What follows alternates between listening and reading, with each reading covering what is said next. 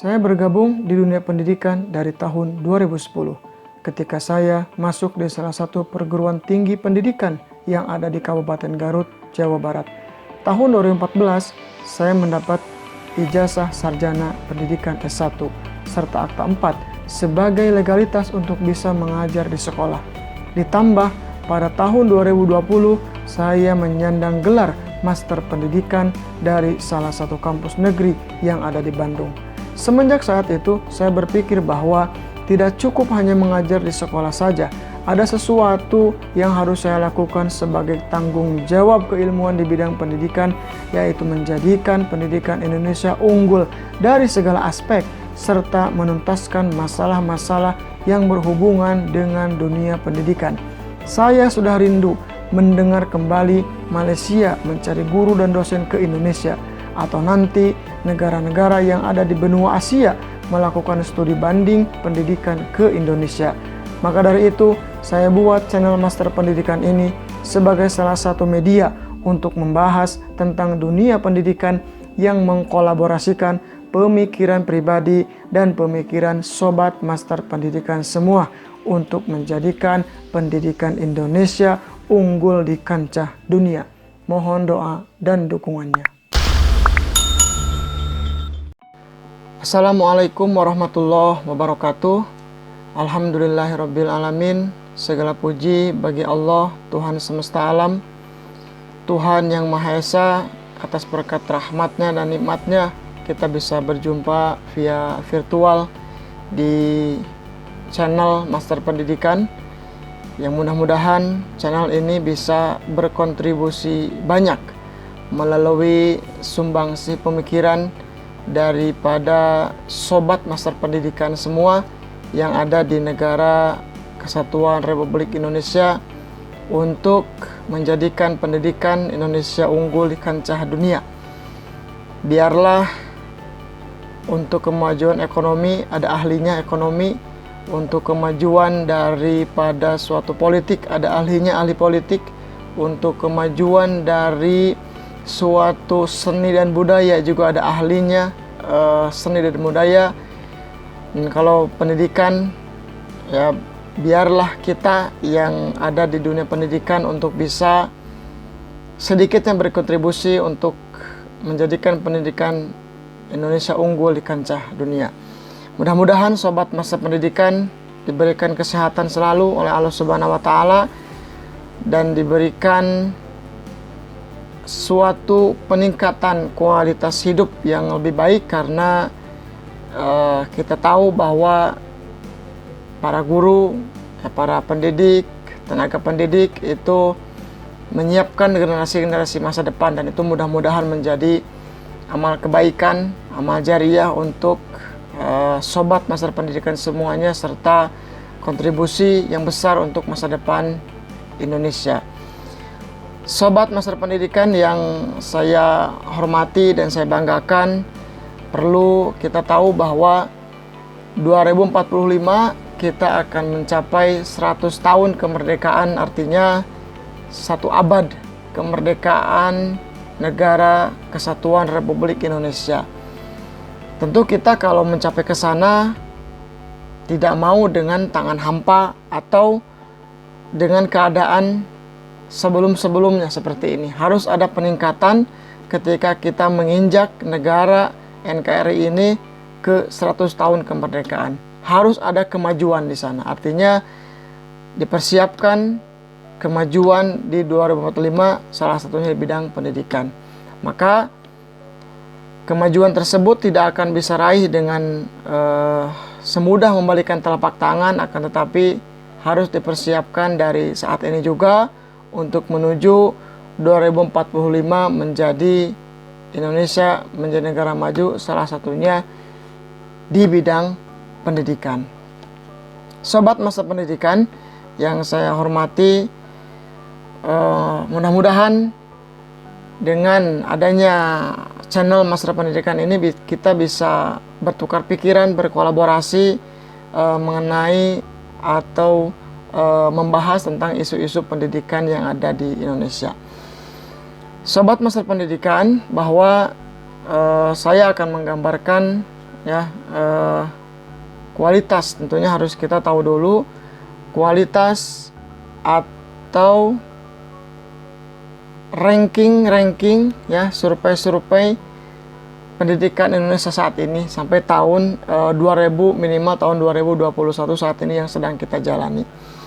Pertama, Sobat Master Pendidikan, ya, saya punya data mengenai tentang kualitas tenaga pendidikan.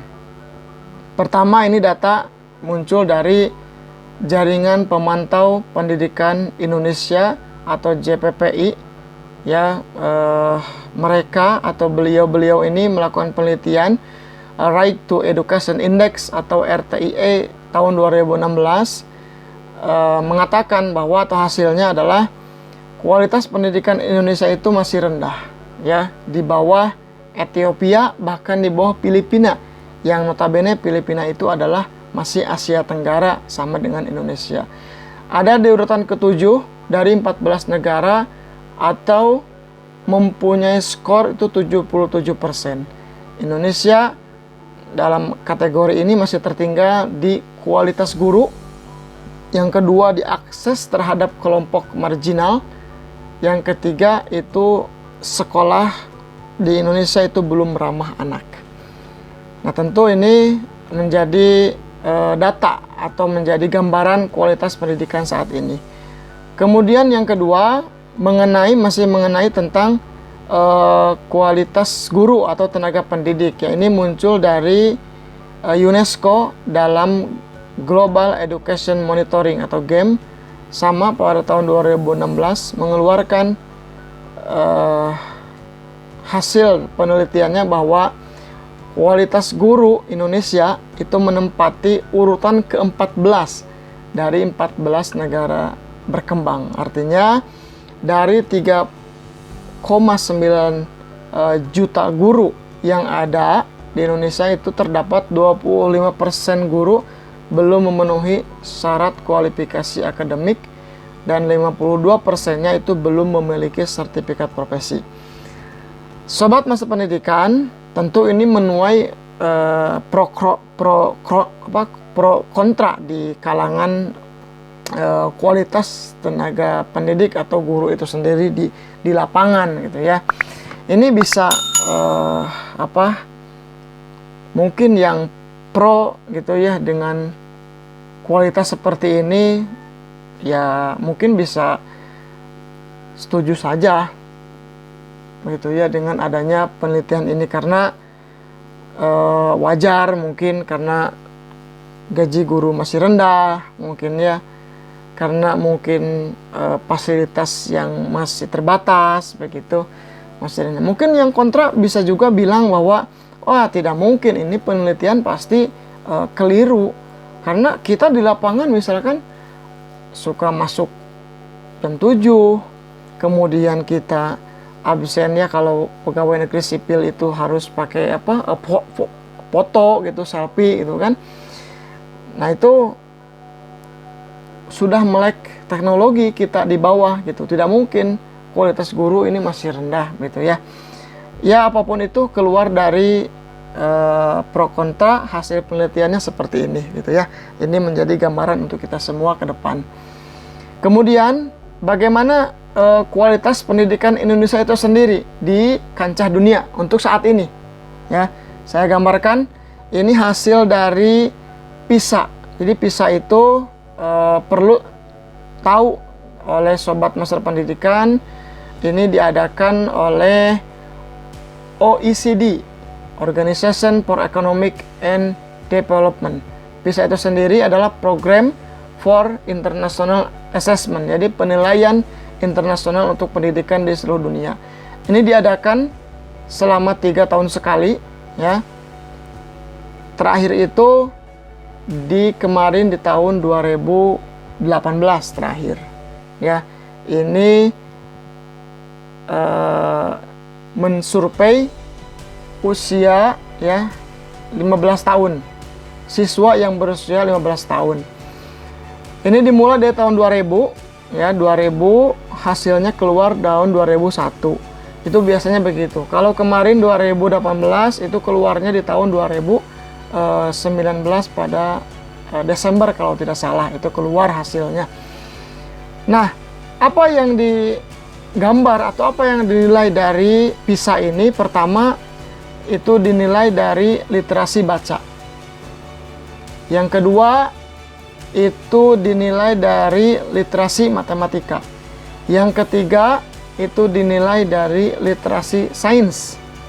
Dari 3 literasi itu yang dinilai, ya, awalnya sebanyak 64 negara, dan terakhir kemarin 2018 itu sebanyak 79 negara. Artinya ada anggota-anggota baru di negara PISA untuk bisa ikut survei yang seperti ini.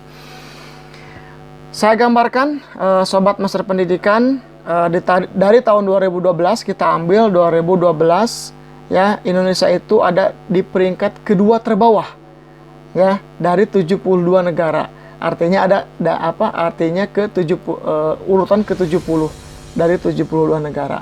Dari 3 literasi yang tadi saya sebutkan. Kemudian tahun 2015 itu ada peningkatan dari hasil pendidikan Indonesia. Dari 70 negara, Indonesia berhasil meningkat menjadi urutan 64. Artinya ada peningkatan di sana.